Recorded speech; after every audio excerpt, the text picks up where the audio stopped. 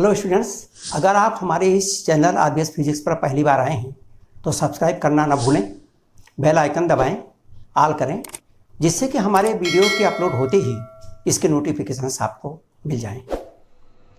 अब हम लोगों ने जो अभी इसके पहले वाले वीडियो में पढ़ा है कि जो जी है, गुरुत्वीय त्वरण, गुरुत्वाकर्षण के कारण, पृथ्वी के गुरुत्वीय बल के कारण किसी भी वस्तु के वेग में परिवर्तन होता है और उस परिवर्तन के दर को हम गुरुत्वीय त्वरण कहते हैं। गुरुत्वीय त्वरण का मान भी हम लोगों ने कल निकाल के देखा था कि G इक्वल टू जी पृथ्वी का द्रव्यमान अपान पृथ्वी की त्रिज्या का वर्ग, अगर वस्तु पृथ्वी के निकट है तो ये तो हुआ आपका गुरुत्वीय त्वरण का मान। यहाँ पर हम एक चीज़ देखते हैं कि ये जो गुरुत्वीय त्वरण है, एक तो ये इसकी पृथ्वी के केंद्र से दूरी के ऊपर निर्भर करता है। ये स्मॉल जी और कैपिटल जी का संबंध भी है। एक कैपिटल जी है न्यूटन का गुरुत्वाकर्षण स्थिरांक, और ये स्मॉल जी है गुरुत्वीय त्वरण। तो दोनों का संबंध भी है, गुरुत्वीय त्वरण और न्यूटन का गुरुत्वाकर्षण स्थिरांक। अब इसके बाद हम लोग पढ़ते हैं गुरुत्वीय क्षेत्र की तीव्रता। गुरुत्वीय क्षेत्र की तीव्रता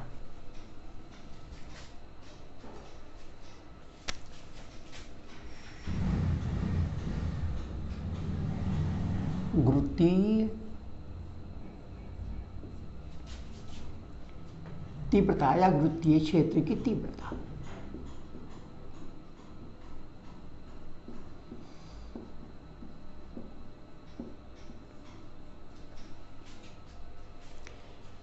इंटेंसिटी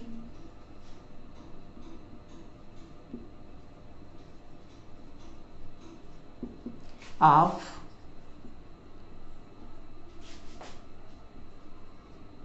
ग्रेविटेशनल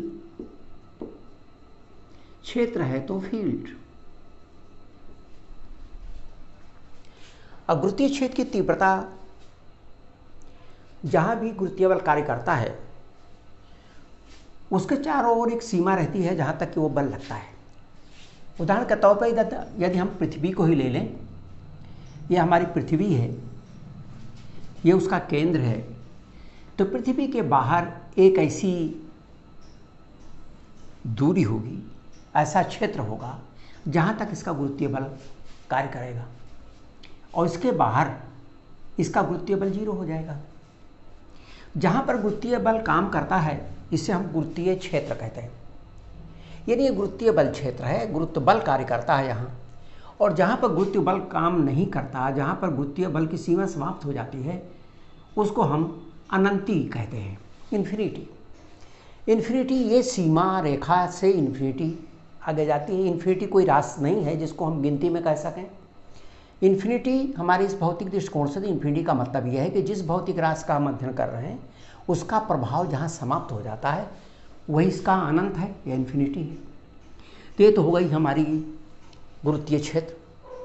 अब अगर मान लीजिए ये गुरुत्वीय क्षेत्र है तो इसके किसी भी बिंदु पर, कहीं भी, यहाँ या यहाँ या यहाँ, एकांक द्रव्यमान पर जो गुरुत्वीय बल कार्य करता है, क्योंकि ये बल लगाएगा, इसका ये बल क्षेत्र है, तो किसी भी बिंदु पर, गुरुत्वीय क्षेत्र में किसी भी स्थान पर एकांक द्रव्यमान पर कार्य करने वाले गुरुत्वीय बल को उस स्थान की गुरुत्वीय क्षेत्र की तीव्रता कहते हैं।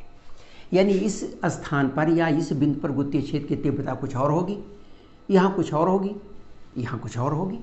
जैसे जैसे इस पिंड से, जिसके कारण ये गुरुत्वीय क्षेत्र पैदा हुआ है, जिसके कारण ये गुरुत्वीय बल लग रहा है, इससे जितनी ही दूरी होती जाएगी गुरुत्वीय क्षेत्र की तीव्रता उतनी ही घटती जाएगी।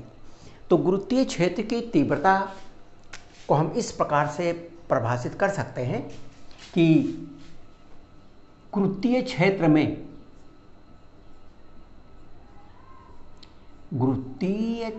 में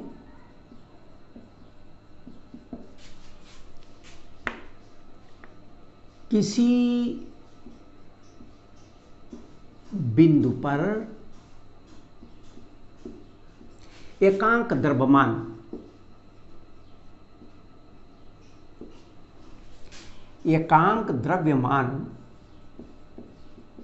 पर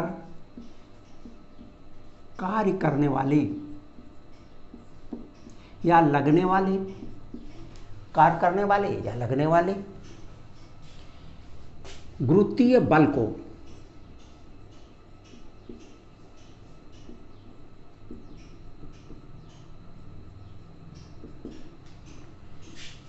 उस बिंदु की तीव्रता कहते हैं।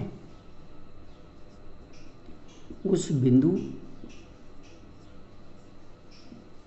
की तीव्रता,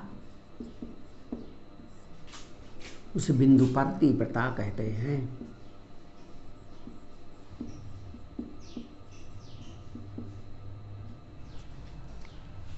मान लीजिए यहां पर इसके कारण जो बल लग रहा है वो F बल लग रहा है, गुरुत्वीय बल F लग रहा है, और ये द्रव्यमान है, ये m है, ये m द्रव्यमान है, इसका द्रव्यमान कैपिटल M है। मान लीजिए यहां से यहां तक की जो दूरी है वो r है, इसके केंद्र से यहां तक की दूरी r है। तो m द्रव्यमान पर F बल लगता है, इसलिए एकांक द्रव्यमान पर F अपान m लगेगा। तो यदि m द्रव्यमान पर बल बराबर F, तो तीव्रता, इस बिंदु का नाम भी मान लेते हैं ये P है। तो यदि m द्रव्यमान पर बल F,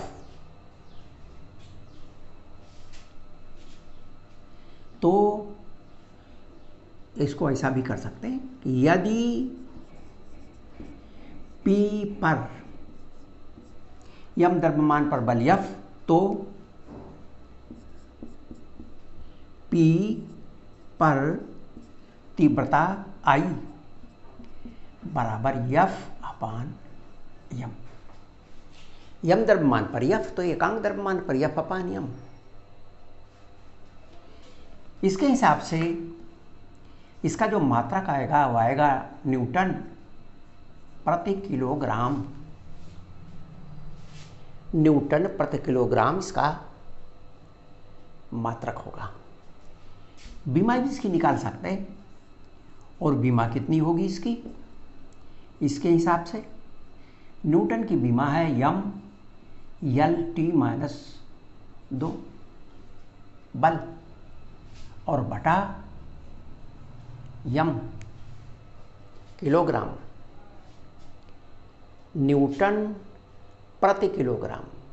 न्यूटन का है, ये बल है, m L t-2 बटा किलोग्राम यानी m, ये कट गया, इसलिए इसकी जो बीमा आएगी वो L t-2 आ जाएगी।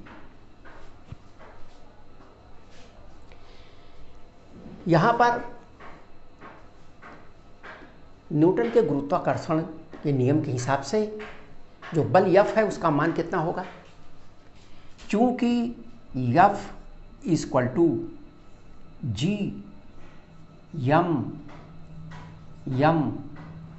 अपान r स्क्वायर, दूरी r है, द्रव्यमान m है, इसलिए बल F equal to G m upon r square, और इसीलिए तीव्रता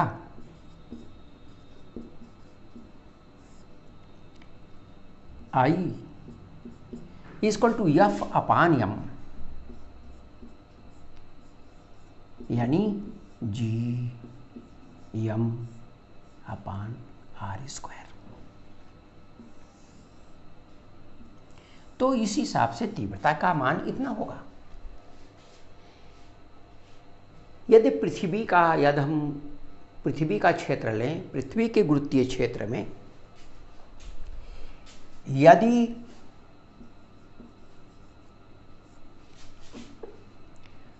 पृथ्वी कि गुरुत्वीय क्षेत्र में यदि पृथ्वी के गुरुत्वीय क्षेत्र में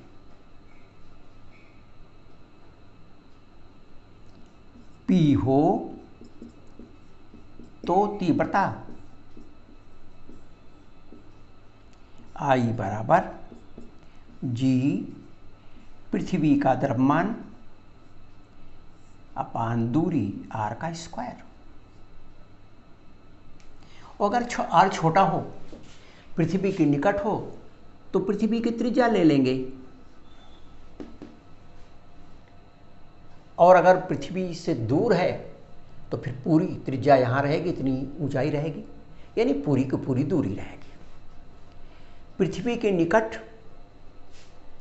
तीव्रता कितना होगा? पृथ्वी के निकट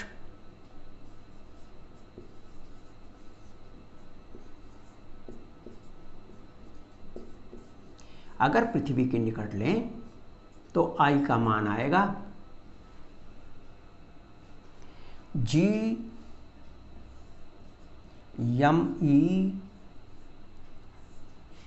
और पृथ्वी के निकट R की जगह हो जाएगा RE का स्क्वायर।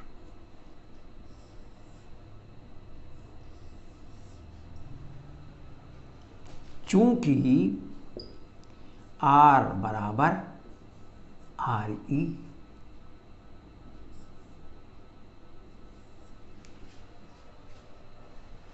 इसलिए I बराबर GME अपान RE स्क्वायर।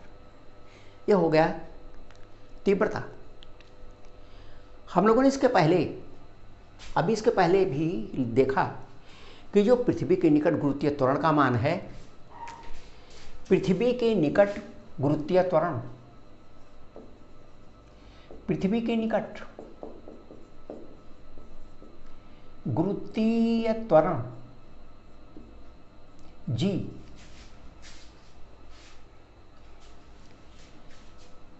पृथ्वी के निकट गुरुत्वीय त्वरण G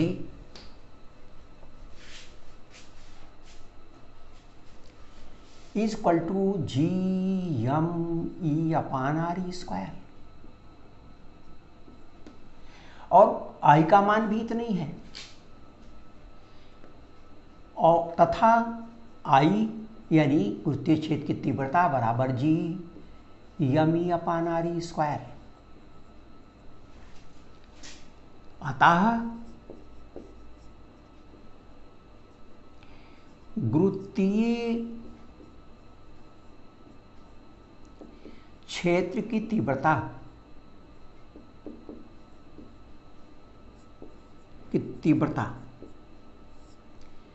तथा गुरुत्वीय क्षेत्र की तीव्रता तथा उस स्थान पर गुरुत्वीय त्वरण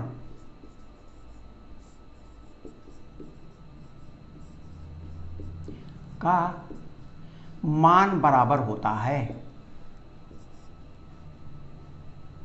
दोनों एक नहीं है, दोनों अलग अलग चीज है। एक त्वरण है और एक एकांक द्रव्यमान पर बल है, एक त्वरण है। भौतिक राशियां दोनों अलग अलग हैं, लेकिन मान उनके बराबर होते हैं, तब उस स्थान पर गुरुत्वीय त्वरण का मान बराबर होता है।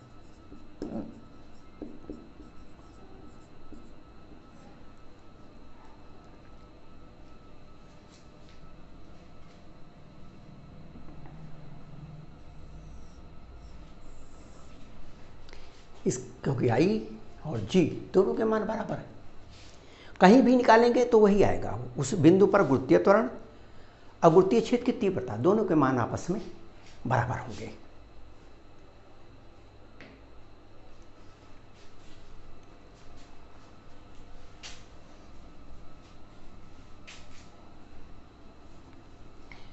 हम लोगों ने गुरुत्वीय त्वरण देखा है, यानी गुरुत्वीय बल के कारण वस्तु के वेग में परिवर्तन की दर, गुरुत्वीय त्वरण। गुरुत्वीय त्वरण के मान में परिवर्तन होता रहता है, ऊंचाई बदल जाने पर भी हो जाता है। गुरुत्व जो पृथ्वी की का आकार है उसके हिसाब से स्थान बदल जाने पर भी इसके मान में परिवर्तन हो जाता है। पृथ्वी घूम रही है उसके कारण भी परिवर्तन हो जाता है। तो इस तरह पृथ्वी गुरुत्वीय त्वरण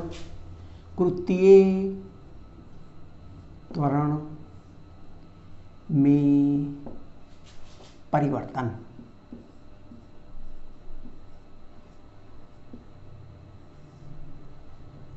गुरुत्वीय त्वरण में परिवर्तन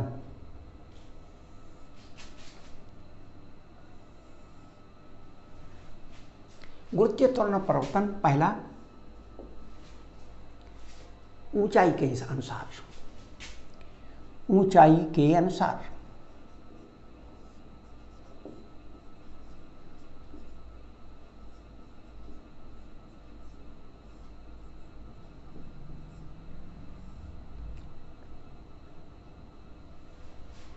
ऊंचाई के अनुसार परिवर्तन।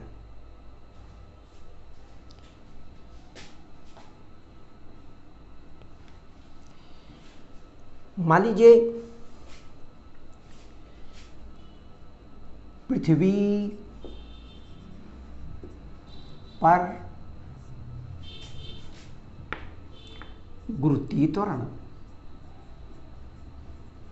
पृथ्वी पर गुरुत्वीय त्वरण G इक्वल टू पृथ्वी पर गुरुत्वीय त्वरण G इक्वल टू G पृथ्वी का द्रव्यमान अपान पृथ्वी के केंद्र से दूरी। यह है पृथ्वी पर गुरुत्वीय त्वरण G का मान।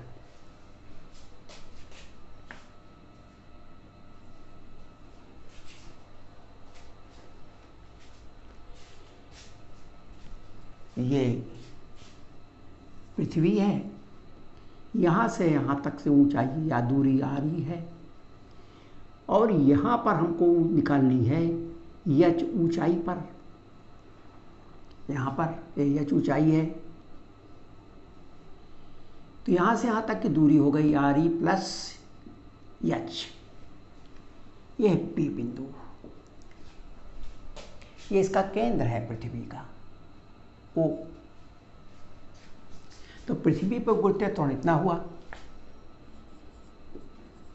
पृथ्वी तल से h ऊंचाई पर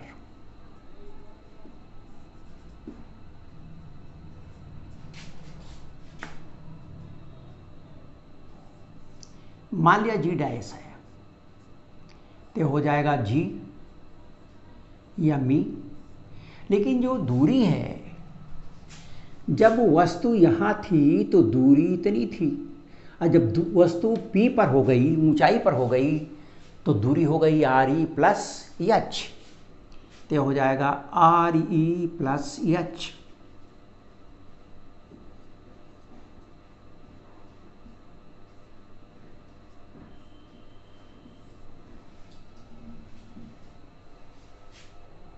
और इसलिए G डैश अपान G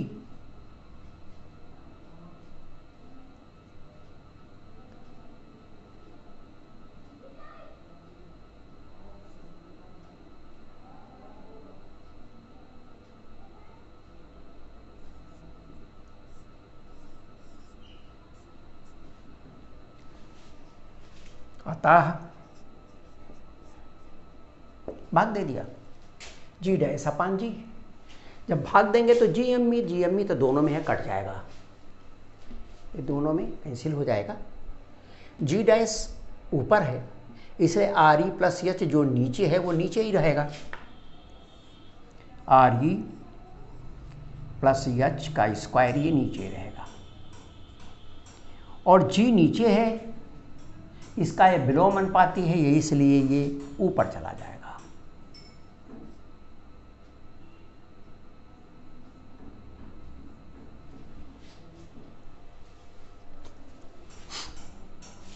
ये बराबर आएगा RE²। हमने इसमें RE ले लिया बाहर। जब इसमें कॉमन लेंगे, बाहर निकालेंगे, उभयनिष्ठ लेंगे, तो इसका स्क्वायर लगा हुआ है, देख रहे हैं ऊपर 2 लगा है स्क्वायर, इसलिए RE का स्क्वायर बाहर निकलेगा। RE की जगह 1 रह जाएगा और H की जगह RE चला जाएगा।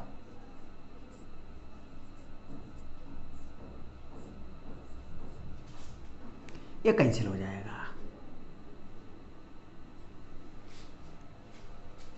इसीलिए G डैश यानी H ऊंचाई पर G का मान ये बराबर होगा G अपान 1 प्लस H अपान RE का स्क्वायर।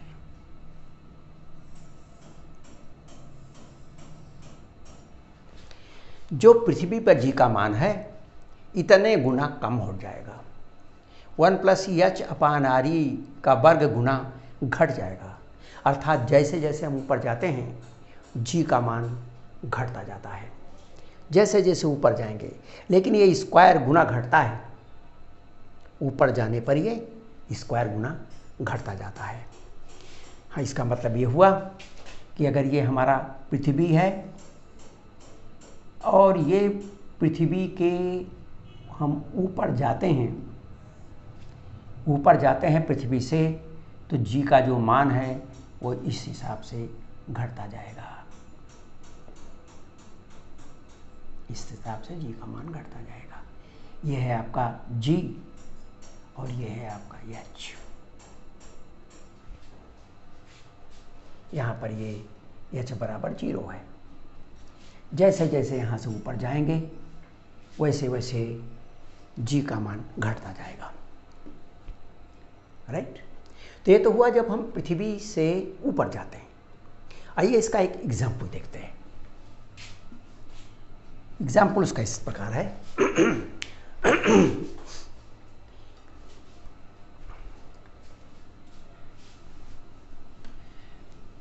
जितना पृथ्वी पर G का मान है, पृथ्वी की त्रिज्या के बराबर अगर ऊंचाई पर चले जाएं, एग्जाम्पल पर पृथ्वी की त्रिज्या के बराबर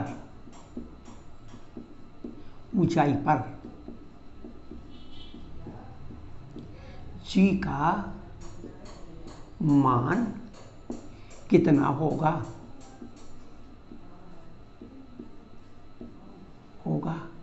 यदि पृथ्वी पर 9.8 मीटर प्रति सेकंड स्क्वायर है। पृथ्वी की त्रिज्या यानी जो H का मान है वो कितना है, जितना पृथ्वी की त्रिज्या। जितनी पृथ्वी की त्रिज्या है इतनी ही हम और ऊपर चले गए। तो यहाँ पर अगर आप देखें तो H का जो मान है वो बराबर है RE के। यहाँ पर आपको मान नहीं रखना क्योंकि दोनों के मान ऊपर नीचे हैं तो कट जाएंगे। इसलिए G डैश बराबर G अपान 1 प्लस H का मान है RE अपान RE का स्क्वायर। G का मान है 9.8। 1 RE अपान RE बराबर 1। 9.8 बराबर 112 स्क्वायर 4 इज इक्वल टू 9 2 जा 8 और 4 4 जा 16। राइट। मीटर प्रति सेकंड स्क्वायर। इतना होगा अगर हम पृथ्वी की त्रिज्या के बराबर ऊंचाई पर चले जाएं, और पृथ्वी पर अगर जी का मान 9.8 है तो उस ऊंचाई पर जी का मान 2.45 मीटर पर सेकंड स्क्वायर हो जाएगा। तो इस प्रकार जब भी हम ऊपर जाते हैं तो जी का मान घटता जाता है। पृथ्वी से नीचे जाने पर यह हुआ ऊंचाई के अनुसार। फिर दूसरा,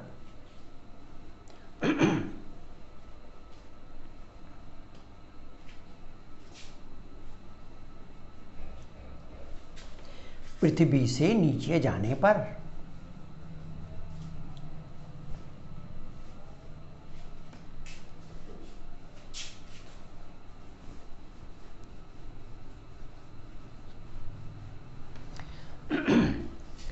यह है आपका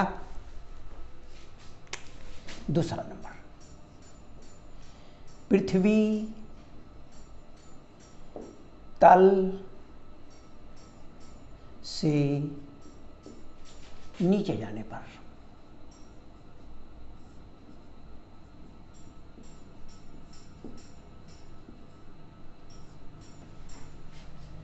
पृथ्वी तल से नीचे जाने पर यह पृथ्वी है,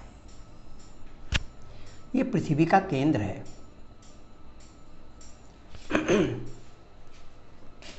पृथ्वी की ये त्रिज्या है, यहां से यहां तक ये पृथ्वी की त्रिज्या है।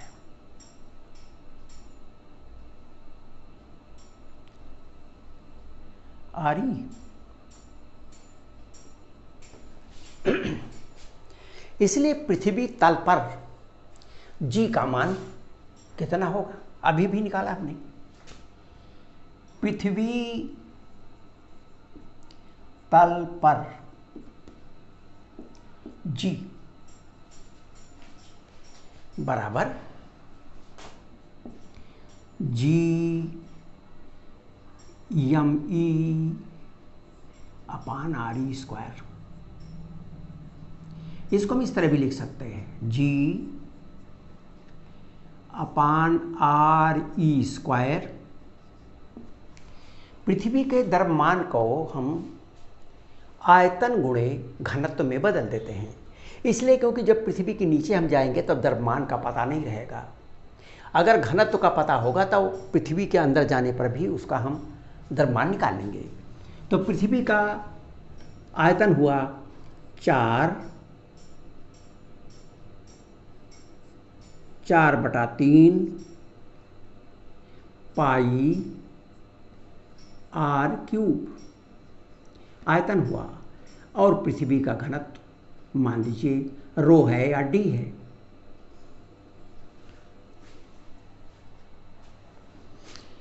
ये आर ई स्क्वायर से आर ई क्यूब कट जाएगा, और इसीलिए जी बराबर आया 4/3 पाई रो 4/3 पाई आर ई रो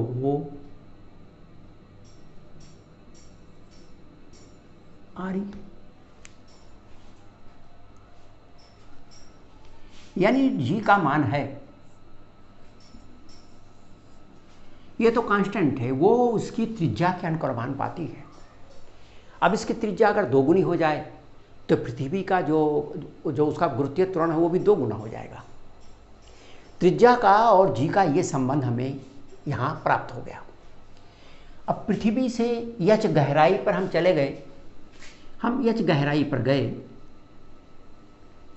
जब हम यच गहराई पर चले गए तो अब ये पूरी पृथ्वी का द्रव्यमान काम नहीं करेगा, बल्कि यहाँ पर इस स्थान पर अब केवल इतनी पृथ्वी जो बीच का नीचे का भाग बनता है, इसके कारण ही गुरुत्वीय त्वरण पैदा होगा। और इसकी जो त्रिज्या है इस पृथ्वी की, ये त्रिज्या बराबर है पूरी त्रिज्या आर ई, और हम यच गहराई में गए हैं तो इसलिए -h इतना हो जाएगी इसकी त्रिज्या इस अंदर वाली छोटी पृथ्वी की। इसलिए h गहराई में जाने पर g का मान, यहां पर g का मान, या यहां पर g का मान, या यहां पर g का मान, यानी h गहराई में अगर चले जाएं तो पूरी पृथ्वी के कारण गुरुत्वीय त्वरण नहीं होगा, बल्कि पृथ्वी के इतने गोले के कारण ही गुरुत्वीय त्वरण पैदा होगा। राइट? इसलिए h गहराई में गुरुत्वीय त्वरण,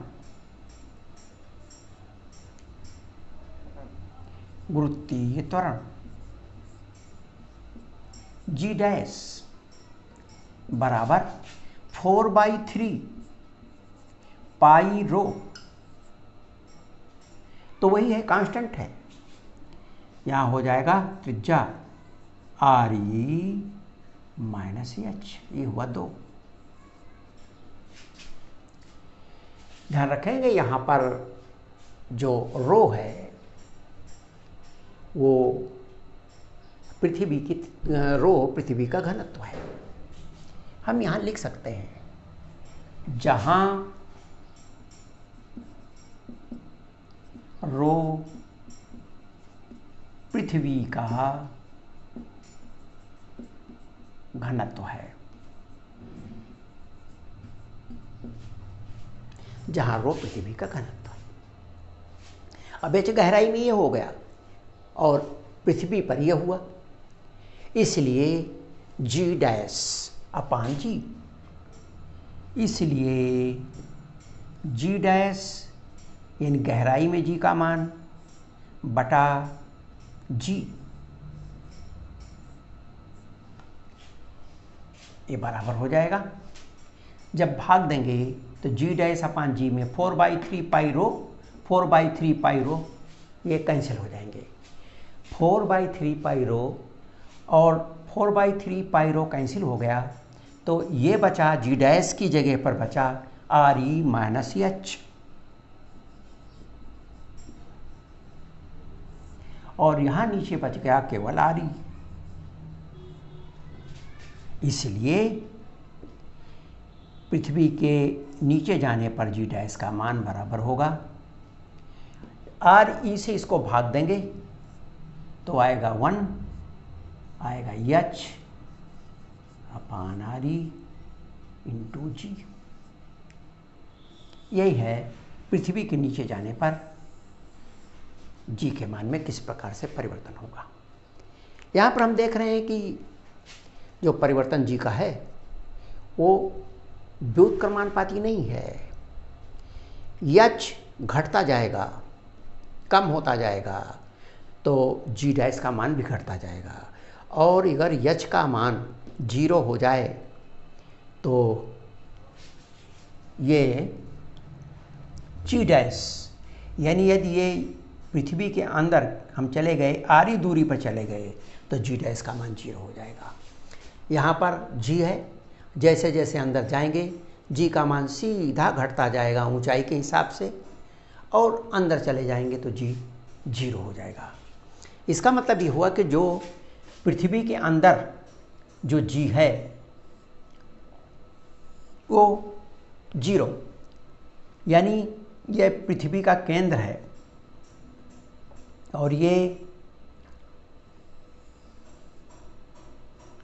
सॉरी, अगर इसी को देख लें, दोनों को एक साथ बनाते हैं अभी। बहरहाल तो यहाँ पर ये चीज़ हुई कि जो पृथ्वी के केंद्र की ओर जाते हैं, तो जैसे जैसे गहराई यानी बढ़ती जाती है, वैसे वैसे g का मान घटता जाता है और केंद्र में g का मान 0 हो जाता है। इससे संबंधित भी हम एक एग्जाम्पल देखते हैं, वही एग्जाम्पल जो पहले देखा था। एग्जाम्पल 2, पृथ्वी से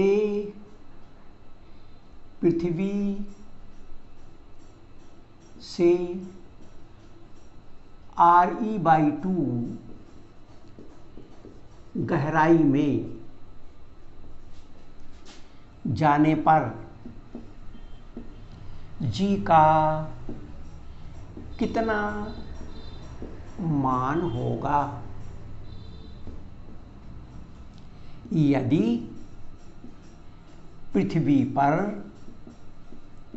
जी बराबर 9.8 मीटर पर सेकंड स्क्वायर है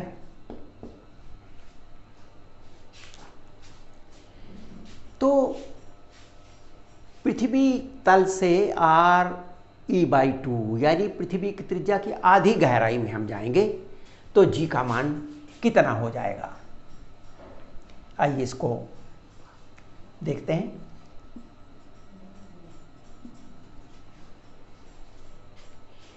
यहां पर जी डैश, यहां पर एच का जो मान दिया है वो दिया है RE/2 दिया है, रख दिया। इसलिए G dash equal to 1 minus H by RE into G. 1 minus H का मान है RE/2 और RE पहले से यहां रखा है। जी का मान है 9.8 है।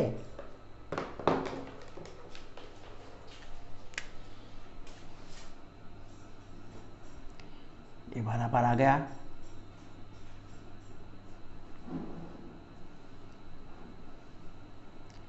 जी डैश 1 RE से RE कटा तो आया 1/2 9.8। ये हो गया 1/2।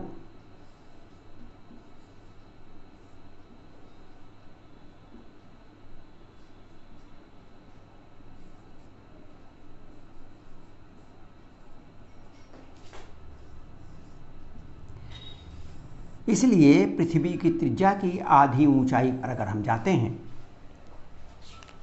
तो जी का मान केवल इतना रह जाता है। जी का मान केवल इतना रह जाता है 4.9 मीटर पर सेकंड स्क्वायर। यहां पर हमने बताया कि जो जी का मान है वो अंदर जाने पर कैसे घटता है और बाहर जाने पर, ऊपर जाने पर कैसे परिवर्तित होता है, हम उसे यहां पर दिखा सकते हैं। यह हमारा पृथ्वी का केंद्र है। पृथ्वी के केंद्र को ही हम अगर मूल बिंदु मान लें, यह पृथ्वी का केंद्र है, यह पृथ्वी का धरातल है, पृष्ठ है। यहां पर यह मूल बिंदु 0 है, यहां पर यह है RE। अब यदि पृथ्वी के केंद्र पर जी का मान 0 रहता है और इसके तल पर जी का मान 9.8 रखता है, लेकिन ये समानुपाती होता है ऐसे। लेकिन जब ऊपर जाता है पृथ्वी तल से तो फिर घटता है, अंदर जाता है तो भी घटता है और ऊपर जाता है तो भी घटता है।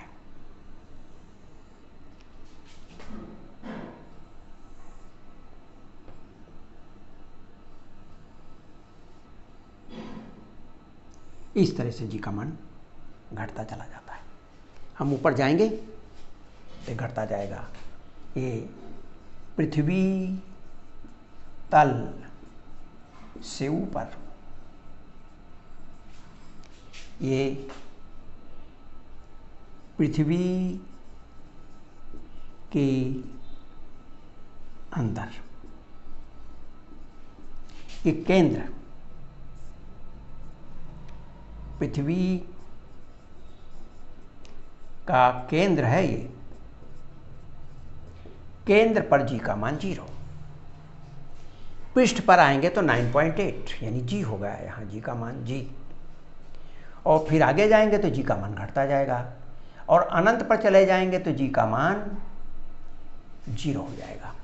तो यहाँ अनंत पर जाके 0 होगा, यहाँ केंद्र पर 0 हो जाएगा, लेकिन यहाँ समानुपात में बदलता है। यहाँ इस तरह से व्युत्क्रमानुपात में इसका मान परिवर्तित होता है। ये तो हो गया जी के मान में परिवर्तन। ये पृथ्वी का तल है, ये है पृथ्वी का पृष्ठ, ये पृथ्वी का तल है जहाँ पर जी का मान सर्वाधिक होता है। ये तो हो गया हमारा जी के मान में किस प्रकार से परिवर्तन होता है। अब अक्षांश के हिसाब से किस तरह से जी के मान में परिवर्तन होता है, अक्षांश के हिसाब से।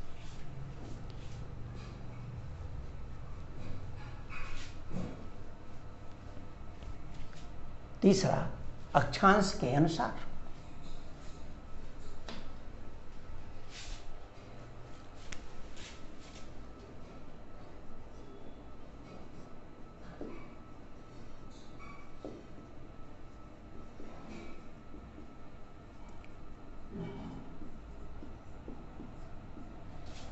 हम जानते हैं कि जो पृथ्वी है वो सब जगह उसकी त्रिज्या बराबर नहीं।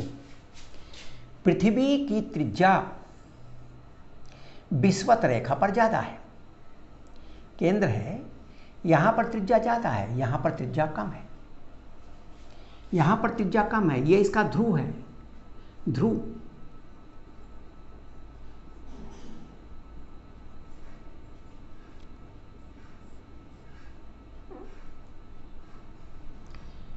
तो ध्रुवों पर पृथ्वी की त्रिज्या सबसे कम होती है।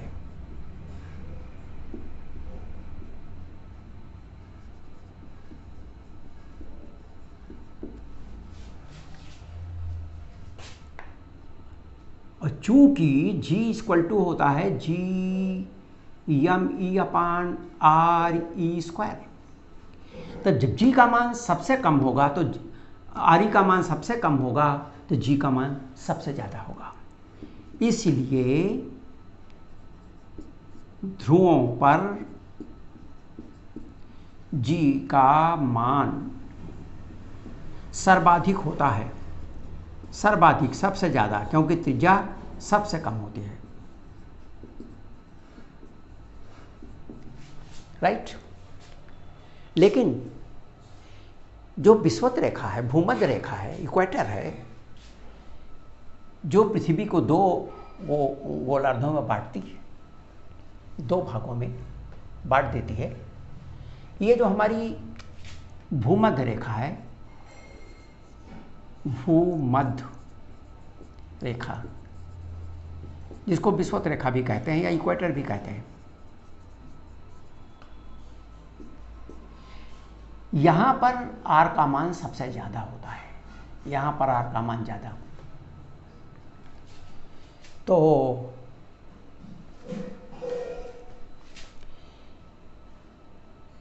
भूमध्य रेखा पर R का मान सर्वाधिक, अतः गुरुत्वीय त्वरण का मान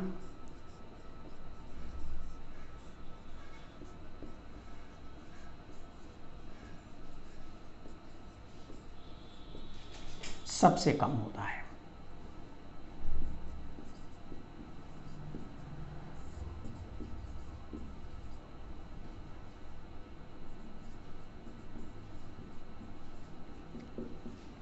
इसका मतलब ये हुआ कि यहाँ पर सबसे कम होगा, सबसे अधिक होगा जी। फिर जैसे जैसे हम विषुवत रेखा की ओर जाएंगे जी का मान घटता जाएगा, यहाँ सबसे कम हो जाएगा, फिर आगे बढ़ेंगे तो फिर बढ़ता जाएगा, और फिर ध्रुवों पर जाके सबसे ज़्यादा हो जाएगा, क्योंकि ध्रुवों पर जो पृथ्वी की त्रिज्या है वो कम है, छोटी, और विषुवत रेखा पर त्रिज्या ज़्यादा है, इसलिए वहाँ पर जी का मान अपने आप घट जाएगा। आर का मान ज़्यादा होगा तो जी का मान घटेगा, आर का मान कम होगा तो जी का मान बढ़ जाएगा। तो ये हो गया हमारा जी के मान में अक्षांश के अनुसार किस प्रकार परिवर्तन होता है। बस आज तो इतना ही। वीडियो देखने के लिए बहुत बहुत धन्यवाद। यदि इस चैप्टर में किसी भी प्रकार का डाउट होता है तो आप हमारे कमेंट सेक्शन अथवा हमारे सोशल साइट्स पर जाकर पूछ सकते हैं, जिसका लिंक हमारे डिस्क्रिप्शन पर दिया हो।